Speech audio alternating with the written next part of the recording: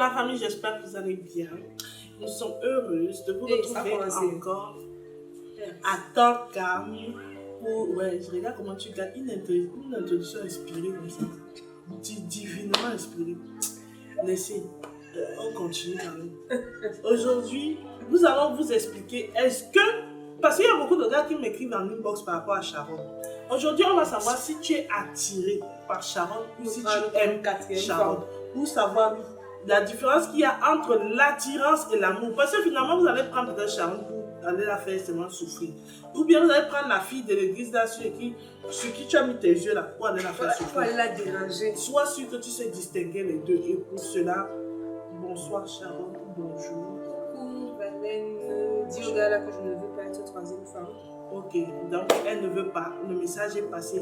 Surtout, vous savez qu'à Talk, nous on parle de tout. Voilà. Donc, we dey talk all team.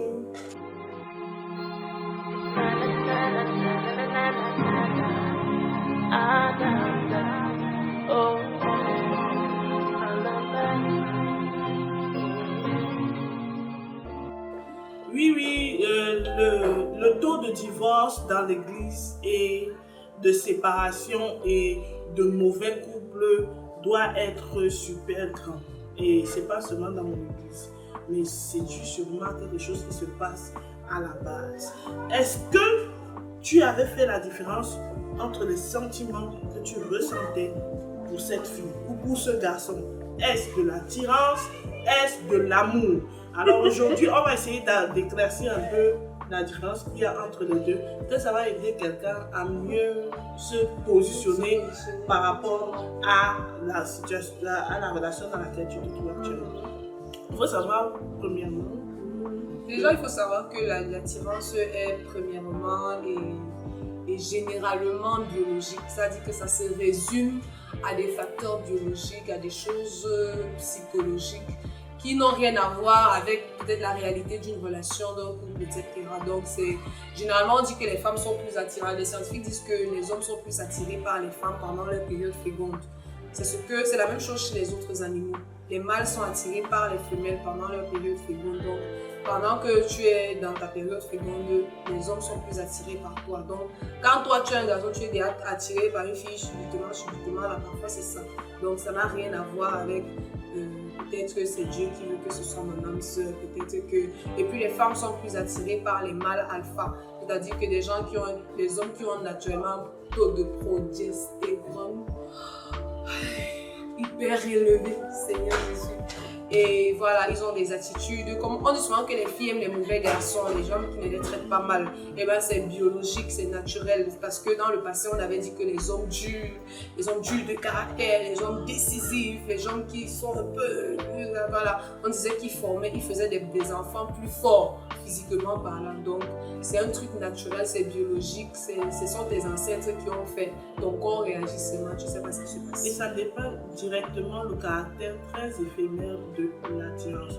Parce qu'il faut savoir que l'attirance est instantanée, comme le coup de foudre, mais l'amour se développe. Donc quand tu es attiré par quelqu'un, tu le vois, waouh, regarde-moi ces têtes. Oh, regarde-moi ce beau visage. Oh, regarde-moi ce corps athlétique. Ça, c'est de l'attirance. Donc, du coup, tu as quelque chose. Il y a je sais pas, une pression, là, une tension qui quitte tes orteils jusqu'à ton cerveau. Là, vraiment, tu te retrouves là, dans toutes les positions avec le gars dans ta tête ou avec la fille là. Vraiment, le genre de fille, si Dieu me la donne, vraiment, tu la veux, tu la connais même pas. Tu connais, je dis tout ce que je viens de citer là, tu ne connais même pas son nom. Tu ne sais même pas si c'est un être humain. Tu n'as même pas touché au bout, ça peut être sûr qu'il est sur la terre.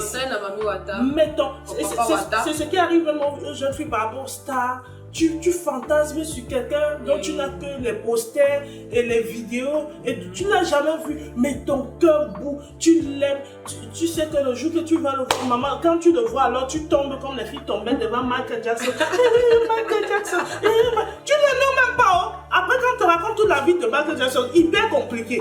Donc, il faut comprendre. Est-ce qu'on peut ne pas parler de Michael Jackson? C'est cool. Voilà. Non. On arrête ça tout de suite. Ok. Pardonnez-moi. Voilà. Mais l'amour, contrairement... Moi, j'allais tomber moi-même si j'étais là. Tu ne vois pas directement quelque chose et tu aimes. Là, le vrai amour se construit. Oui. Donc c'est aujourd'hui, ah ok, elle chante bien. Demain, ah, elle prépare bien. Après, ah, elle parle très bien à ses parents. Après, ah, elle est très studieuse. Après, l'amour, c'est comme ça. Et puis, ce qui est encore pire sur l'amour, c'est que il voit même les défauts. Oui, et il aime. Mais il aime.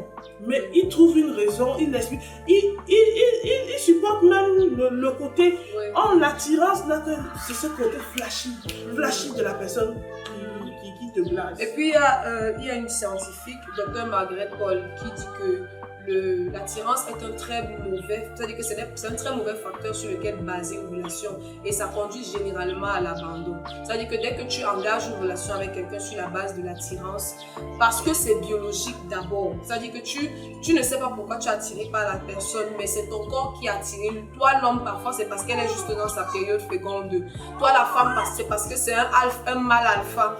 Mais généralement, les mâles alpha sont des gars qui sont aussi bordels, disons-le ainsi. C'est des gars qui se prennent toutes les filles, c'est des gars qui ne peuvent pas rester avec une seule femme, peut-être parce que très tôt, il a découvert qu'il était hyper beau, mais il a habitué son corps à avoir beaucoup de rapports intimes. Du coup, quand toi tu vas aller t'engager là-bas, tu vas te sentir abandonné, hein, ma soeur, parce qu'il va te laisser. C'est un principe même de l'attirance. L'attirance s'entretient par le contact physique, quasi permanent. Alors que, oui, l'amour, lui, il peut avoir même une longue période d'abstinence et il résiste. Il résiste à de longues périodes. Mais l'attirance, non, il faut que le gars là entre sur toi, je sais pas, peut-être 4 fois par semaine. Pour que le truc là, pour que la relation là dure, il faut qu'il soit sur toi ou il faut qu'elle soit sur toi. Donc, ça c'est comme tu dis, moi l'alpha, c'est voilà, c'est cette masculinité là qu'on prend, on met sur toi jusqu'à ça te fatigue. C'est vraiment ça. L'amour est généreux et confiant, alors que l'attirance est méfiant et avare et chiche. Donc en général, quand tu es avec quelqu'un, si c'est seulement l'attirance qui est entre vous, cette attirance éphémère, il va investir sur toi par rapport à quoi? Il n'a pas de projet à long terme. L'attirance n'a pas de projet à long terme. C'est comme tu es bling bling là. On utilise ça pour sortir, pour présenter un peu partout. Qu'on avait une go qui est très flashy là, pour passer de bonnes nuits, le bon temps la nuit. Il prend son argent, il te donne par rapport à quoi? Vraiment, c'est quelque chose d'éphémère. Pourtant, l'amour fait confiance. L'amour dit demain, on sera ensemble. Demain, elle sera ma femme. Demain, elle portera mes enfants. Donc, si pour ça, il faut que j'investisse pour qu'elle soit une meilleure femme. Il dépense même sans compter. Il se sacrifie. L'amour à ce côté-là, ça veut donner. L'amour veut donner. L'attirance, je te donne par rapport à quoi? L'attirance veut prendre. Parce que tu as derrière là, les autres là, sur qui sera attiré demain, là, ils n'ont pas ça. Parce que je suis même attiré par toi, c'est que c'est ton temps que te donne. Mais normalement, dans ma tête, là, il y a au moins 4 filles qui sont en train de jouer le football. Et puis quand on passe là, je calcule ça. Quand on donne les points, je pense que les hommes comme les femmes devraient voir et commencer à évaluer toutes les personnes qui tournent autour de vous là. C'est-à-dire que regarde tous ceux qui tournent autour de toi là et regarde si ces personnes correspondent, parce que quelqu'un qui est attiré par toi, justement, il ne veut pas donner, il veut prendre. Il veut toujours prendre ton temps, il veut toujours prendre ton corps, il veut toujours prendre ton argent. Ou bien elle veut toujours prendre ton temps, elle veut ton corps. Elle veut ton argent, elle veut toujours prendre. Des petites filles à l'église ou des petits garçons là, quand tu vois un frère bien chanter, comme tu as laissé ça dans le monde, tu es venu trouver dans l'église, le frère là quand il chante, toi la notion que tu sens, c'est pas l'onction que tu sens, faut dire la vérité aux gens. Tu sens comment le gars là est bon, tu fais le gars là, c'est ça qui te fait trembler. Tu prends l'argent de papa, tu lui donnes, tu prends l'argent de maman, c'est comme ça que tu apprends à entretenir les hommes dans la maison de Dieu. Mais this is wonderful. Et si c'est une fille, la même chose. Oh la fille, il y a des gars qui ont épousé les filles juste parce que c'était à la chorale, bling bling toujours. Tu sais que quand tu dois être sur l'estrade, tu dois toujours être pimpante et belle et tout. Tu as été attiré. Mais franchement, la personne maintenant quand tu la découvres, discover that, not what you saw. Parce que nous avait raconté qu'un frère avait épousé une soeur comme ça, parce qu'elle chantait. Donc il était blasé par la chanteuse. Voilà. Et quand ils arrivent à la maison, après 1 mois, 2 mois de mariage, souvent il restait comme ça. Il dit que, mais chante souvent même, non, chante quand même. Parce que c'était la seule chose qu'il avait attiré en fait. Donc quand il ne chante pas, il est fatigué, il ne veut même pas. Et comme ça, dans le mariage, elle ne chantera pas. Et sachant aussi en dernier lieu que l'amour est noué par l'amitié, mais l'attirance est nouée par le désir. Jamais. L'amour cherche à connaître.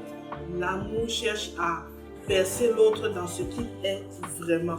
Donc, en dehors de ce qui se passe dans la chambre, vous pouvez passer d'énormes moments ensemble, À aller de tout et de à rien. être passionné, vous avez 10 000 sujets de conversation, vous aimez pratiquement les mêmes choses, vous développez ça, vous cultivez ça, l'autre veut satisfaire l'autre veut satisfaire. C'est ça, c'est ton ami. Avant d'être quelqu'un avec qui tu partages ton intimité, c'est d'abord quelqu'un qui te connaît, qui t'apprécie et qui te connaît même dans all your weakness, dans toutes tes faiblesses, il te connaît et il t'aime comme ça. Mais la monsieur l'attirance, il ne veut même pas connaître tes faiblesses. Pardon, si tu as des tatouages qui ont raté sur ton corps, là, il faut mettre le fond de teint sur ça. Il ne veut même pas connaître. Si tu as une fausse dentition, garde toujours ça. Réveille-toi avec le make-up, endors-toi avec le make-up. Par lui, ta véritable nature, il ne la supporte pas. Il veut seulement que tu sois chip parce que toi, ça finit au lit, ça finit dans l'intimité et c'est tout.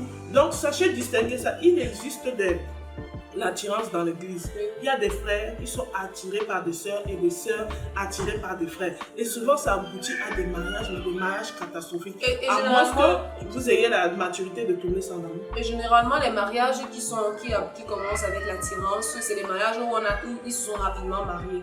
Et c'est pour ça que je veux lire 1 Corinthiens 13 là. L'amour est patient.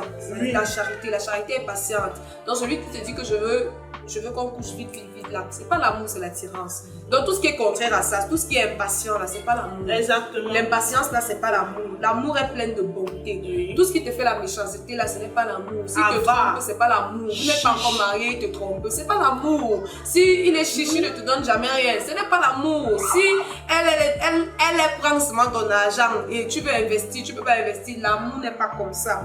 L'amour n'est pas envieuse. Maman, j'ai vu les couples ici dehors que moi j'ai peur. Donc le gars t'a envie parce que tu chantes bien. Toi tu as envie le gars parce qu'il est très populaire. Tu n'as pas la vue. Le couple de stars dans l'église, ça existe maintenant. Oh, le monde est entré dans l'église. Tu mets dans le monde pas se réfugier où c'est chaud dehors. Voilà. Ils viennent dedans. Voilà. L'amour ne se vante point et ne s'enfle point d'orgueil. Et vous-même vous avez compris, non les filles. Donc il n'y a les garçons. aucune limite entre vous deux. Voilà. Donc, pardon. Et l'amour ne fait rien de malhonnête, ne cherche pas son intérêt, ne s'irrite point. Non, l'attirance, elle, ne veut que son intérêt. C'est ton corps. Seulement son intérêt. Son intérêt là-bas. Voilà. Et ton argent, peut-être, si tu en as. Voilà. Et ne soupçonne pas le mal, ne se réjouit pas de l'injustice, mais se réjouit de la vérité. L'amour pardonne tout, l'amour croit tout, l'amour espère tout. L'amour supporte tout. Donc, les mariages d'attirance, veuillez vous transformer ça en amour. Au nom de Jésus. Oui, si vous constatez que vous êtes marié, dans ces circonstances-là, il est possible de tourner ça en amour. Jésus restaure tout, il est capable de tout. Donc, c'était juste certains conseils qu'on voulait donner à nos frères et sœurs, peut-être qui sont encore en train de rêver dans l'église, de voir les petits stars là sur l'estrade, et ça c'est mon mari, et c'est... Non, arrête de t'agiter, tu es attiré. On ne rêve pas, ça va, il faut prier. Cherche à construire une amitié. Cherche à connaître la personne. Tu appelles son nom 7 fois dans la vie. Oui, quand tu connaîtras la personne, tout ce bouillonnement-là va s'éteindre.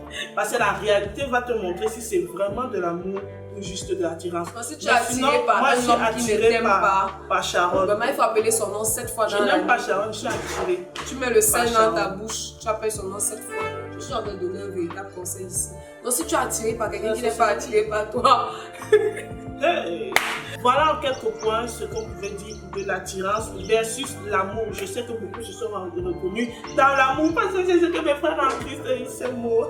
Ils sont pas dans l'histoire de l'attirance. Passons aux choses sérieuses. Passons aux choses sérieuses. Si tu es attiré par un gars ou si tu aimes un gars, il ne t'aime pas, voici ce qu'il faut faire.